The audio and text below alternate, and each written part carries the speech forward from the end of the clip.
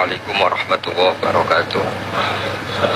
Bismillahirrahmanirrahim. Alhamdulillahirabbil alamin.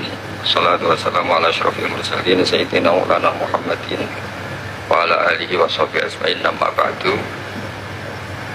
Sederenge kula takdim teng para sing rawuh.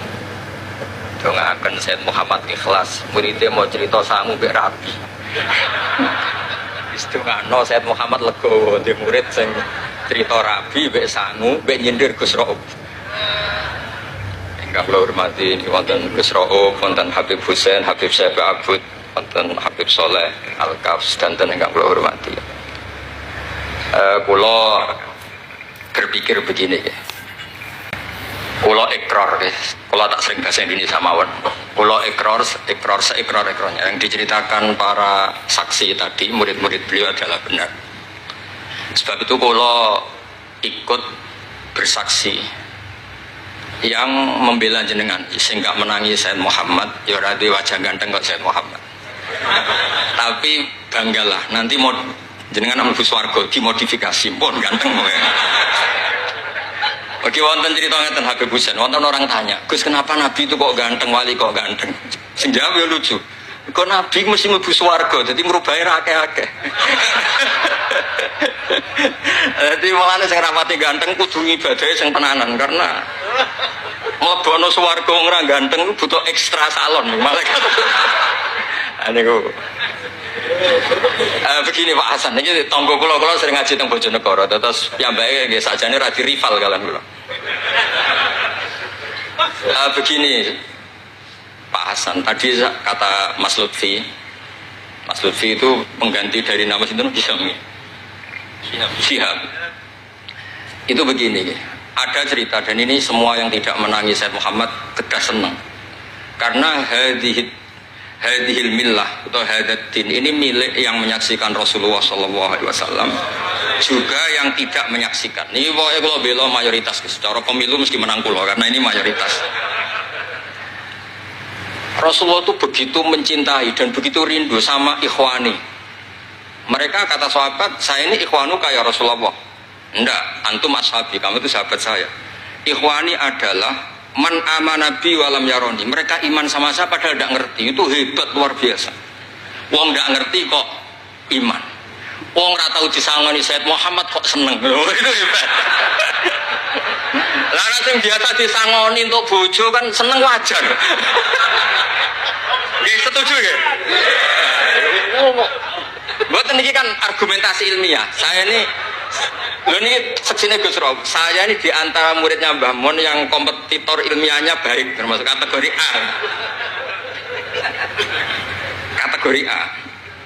Masalah ilmiah loh, nah, masalah ubudiyah kalau biasa. Tapi biasanya saya itu berkah. Nabi itu nggak pernah negur orang yang ibadahnya biasa-biasa saja. Yang ditegur adalah yang ibadahnya berlebihan, yaitu Abdullah bin Amr bin As. Ngerti sampai? Yang ditegur sama yang nggak ditegur itu baik mana? Yang nggak ditegur. Nabi itu tidak pernah negur orang yang ngimami pakai kulhu, tapi pakai bakoroh ditegur. Soalnya kalau lagi partai kaum duafa nih, kalau suara sadil bonati, tapi ini hak nih. Sehingga dalam banyak cerita dan ini disepakati banyak ulama, Uwais Al-Qarni itu lam yaltaqi Rasulullah sallallahu alaihi wasallam walam yarahu. Hampir semua riwayat bilang Uwais Al-Qarni itu tidak melihat Rasulullah. Beliau itu sering nangis karena tetangga-tetangganya sudah sowan Rasulullah dan tentu mereka menjadi sahabat karena sudah sowan Rasulullah. Tapi Uwais Al-Qarni di ibu mokonge ra karuan. Ditinggal lu ra gelem, mokong cerewet ngamukan. Njuk nglayani Uwais Al-Qarni.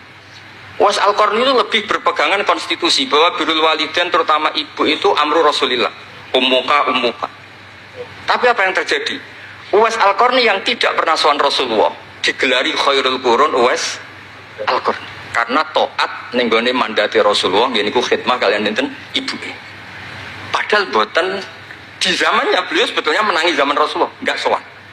Maksud kula Pak Hasan, dadi sing ora roh-roh ya aja terus sampean ngrasa luwih tinggi. Nggih biasa mawon, kabeh iku sementing ikhlas ridane Allah Subhanahu wa taala. Nah niki terus Buat ini masalah konstitusi, soal masalah al-kutub, al-mu'allafah. Saya ini tadi kata Gus Raum, saya itu orang mungkin yang tidak mulazim ke Sayyid Muhammad, tapi kata tadi Mas Lutfi, kalau sanad ke Sayyid Alawi saya tentu lewat Mbah Mun. Itu teman akrabnya bapak saya. Dulu ketika beliau mondok di Mekah itu yang nganter mbah saya, mbah kandung saya, namanya Mbah Sidik. Jadi keluarga saya ya pokoknya muamalah terus musohabah semuanya sama keluarganya Gus Raum itu minal ajdam. Ya sampai kadang beda pilihan presiden. Tapi tetap rukun. Karena nganggep itu urusan akidah, ini biasa mawon apa? Biasa. Begini. Niki rungokno tenan. Saya entah berapa kali sampai lupa nyetak kitab, tapi bukan nyetak komersial. Sama lagi bukan komersial. Jadi ini nggak perlu menyinggung siapapun, nggak komersial. Al-Hajju Fadha'il wa Ahkam itu saya nyetak entah berapa kali. Dan semua yang saya kasih Gus Rob itu mesti terus minta dibacakan. Kenapa? Karena semua fikih di Indonesia itu pasti bilang ar-ramyu itu ba'das zawal. Semua takrib, mu'in, i'ana, semuanya pasti ar-ramyu itu ba'das zawal. Kunna natahayyanu fa idza zalati syamsu romaina. Kita ini nunggu zawalu syamsi baru romaina. Ya ramyu yaumil hadi asyar.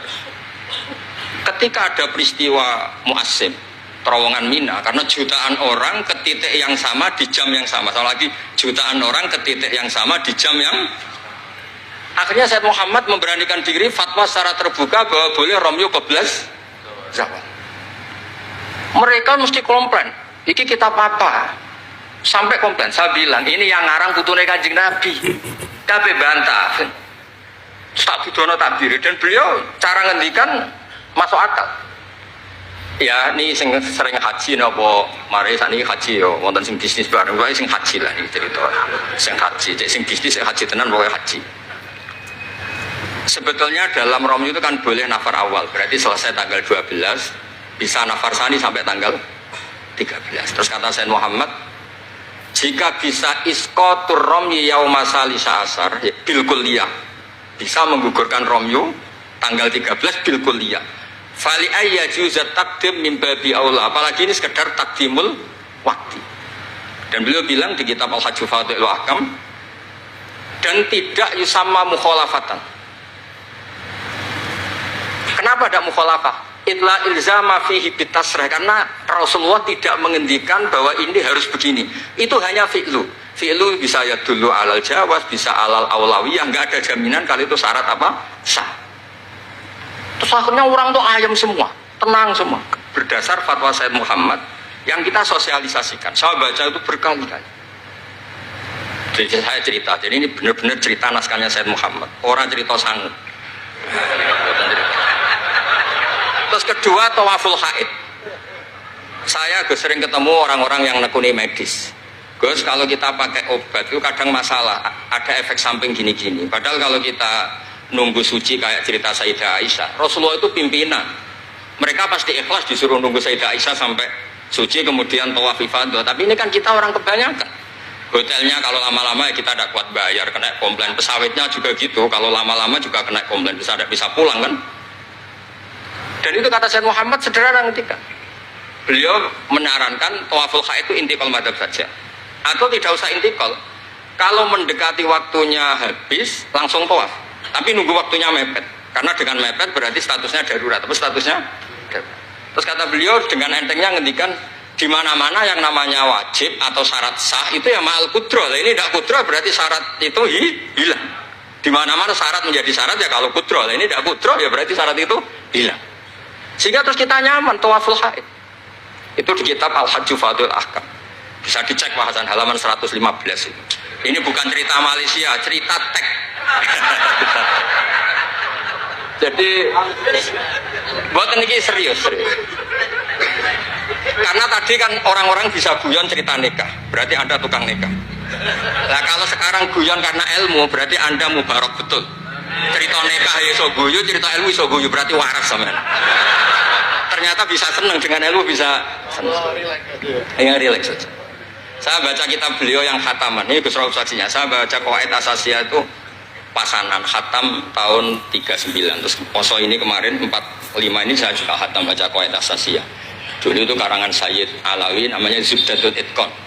Di era Said Muhammad disebut Al-Qawaid Al-Asasiyah fi Ulumil Quran. Saya ngajar di Sarang ya kitab itu di pondoknya Gus Sufur. Saya berkali-kali baca kitab itu di Kudus, di pondok saya kemarin khatam. Terus kitab beliau yang saya senang sekali diantaranya tentu Mafahim Yajibu Antus Soha. Tadi Mas Lutfi cerita betapa repotnya Said Muhammad ngaduk di Wahabi. Tapi di Indonesia saya sering cerita ke mereka, bahkan sebagian yang berfaham itu di kota banyak yang menjadi minna. Saya cerita begini, la ilaha illallah itu kalimatun dakhala bihal kafiru al-islam. Fakaifa bihadil kalimah. Kok terus jadi tukhriju hadil kalimah al-muslimah minal islam ilal kufri. Orang tahlilan, orang nyekel patok, orang-orang NU yang khol itu nyekel patok yang la ilaha illallah, la ilaha illallah. Itu kalimat yang orang kafir puluhan tahun menjadi muslim. Masa dengan kalimat yang sama menjadi kafir? Itu logikanya tidak kena. Berarti kalimat ini punya dua status. Ya mukminah memukminkan, juga mukafirah mengkafirkan. Itu kan lucu gitu. Dan itu mereka terus menerima. Kayaknya bener Gus Pak. Masa kalimat yang 70 orang misalnya kafir dalam waktu 70 tahun itu karena melafatkan satu kalimat itu saja, la ilaha illallah Muhammadur Rasulullah, langsung menjadi apa? Menjadi muslim atau mukmin. Masa dengan kalimat yang sama hanya karena sambil megang patok terus menjadi apa? Kalimat itu kalimat syahadatul tauhid. Makanya saya mohon para muhibbinya Said Muhammad itu harus baca kitabnya. Saya ini bukan niat sombong. Saya baca kitab beliau yang saya takriri sampai khatam itu ya Al-Hajju Fadlul Ahkam. Saya sudah lapah berapa kali saya khatam. Terutama di bab Tuaful Haid sama Amram Yukoblah Zawad. Terus Mafahim Yajibu Antus Soha, Qawaid Asasiyah, Mafhumut Tatawur wa Tajdid. Terus yang kitab-kitab paling modern terakhir karangan beliau itu Sirah Nabawiyah, syaratnya Alfiyatus Sirahnya Zain Al-Iraqi. Terakhir Mu'alafatus Sayyid Muhammad. Dan saya yang sering juga sinau itu Manhajus Salaf fi Fahmin Nusus. Itu juga termasuk kitab yang sering saya pelajari. Sehingga belajar betul Mas Hasan, boten main-main, belajar betul ya. Maksudnya kalau tidak bisa tak cari di kamus. Kalau nggak bisa semua, bukan niat sombong. Pakai sarana saya ini kan, ya, bapak saya itu hafal Quran, buyut-buyut saya ini mungkin termasuk orang yang nekuni Quran. Jadi saya kalau nggak paham, ya Allah kita ibadah pantas. Tiang betul Quran ini jenengan terus mau ora paham kita ora pantas gitu. Nah, ya akhirnya paham itu. Nah, dari sekian cerita yang difahami nufus, nah ini supaya sampean clear ya. Saya mohon semohon-mohonnya. Jika jenengan pilihannya berpakaian seperti ini oke lah. Yang berpakaian ala Rasulullah atau ala Arab terserah lah istilahnya, nggih monggo. Tapi yang berpakaian ala Jawa gini, saya masih ingat takbir itu di halaman 423 di Manhajus Salaf fi Fahmin Nusus. Itu beliau ngendikan gini. Wa kanat sunnatu Rasulillah sallallahu alaihi wasallam annahu yatamu ma yajiduhu fi ardi wa yalbasu ma yajidu wa yarkab ma yajidu mimma abahahu. Famanis ta'mala ma yajiduhu fi ardi fa huwa al-muttabi' lis-sunnah. Kama annahu hajjal baita min madinati. Faman hajjal baita min madinati nafsi fa huwa al-muttabi' lis-sunnah. Wa illam tarkun hadil madinah tilka. Saman cek itu. Insyaallah lafadznya itu persis. Bukan karena saya pintar atau cerdas, memang saya tekuni. Aku raiso seneng terus pasang foto tok itu tidak bisa, saya tidak jenis seperti itu. Terus seneng ngenang di sangon itu ora iso, saya itu seperti tidak bisa. Tidak bisa, saya tidak jenis itu. Saya itu ya sering dikasih uang Mbah Mun, Gus Rauf saksinya, tapi ya saya ngenang beliau itu ya kitabnya tak pelajari al-ulama tak baca depan santri saya khatam. Saking senengnya saya Mbah Mun ke Sayyid Muhammad sama beliau punya karangan Maslakut Tanassuk bil ittisalat li Sayyid Muhammad, Maslakut Tanassuk al-Makki fil ittisalat bi Sayyid Muhammad al-Maliki. Saya baca khatam. Saya sampai lupa entah berapa kitabnya Sayyid Muhammad, saya baca khatam dan ada takrirannya. Takriran ini penting karena argumentasinya ilmiah. Misalnya begini.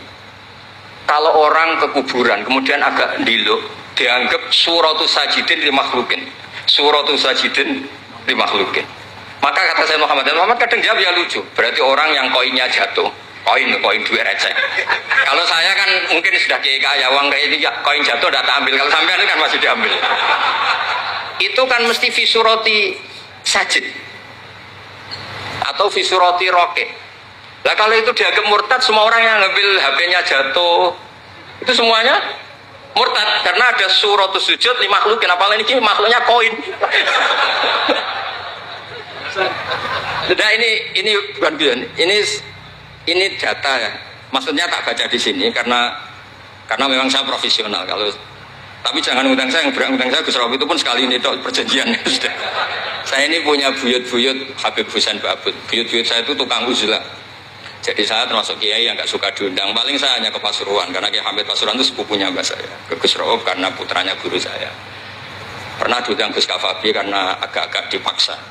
Mbah Mun itu ngaji di Pak Karim, berarti jenengan cucu murid sih. Waduh. Kok pakai ancaman ini kok. Wah ya sudahlah, saya nurut tuh. Saya nurut, tapi saya bilang begini, saya ini punya pondok Quran, sering deres Quran. Tadi kata Gus Rauf sering deres Quran, sering nyemak Quran. Ya monggo kalau berani menanggung hisab itu. Akhirnya terus pun sekali aja karena resiko juga kan mengganggu orang yang deres itu. Buatan ini buatan ancaman, buatan cerita maupun buatan saya biasa. Nah ini saya baca beberapa teks yang supaya jenengan ngerti. Ketika saya Muhammad mencintai Imam Malik itu beliau sampai punya karangan Imam Mudairil Hijrah Malik bin. Saya beri sekian cerita betapa saya Muhammad itu mencintai Imam Malik. Makanya beliau dengan gelar Al-Maliki.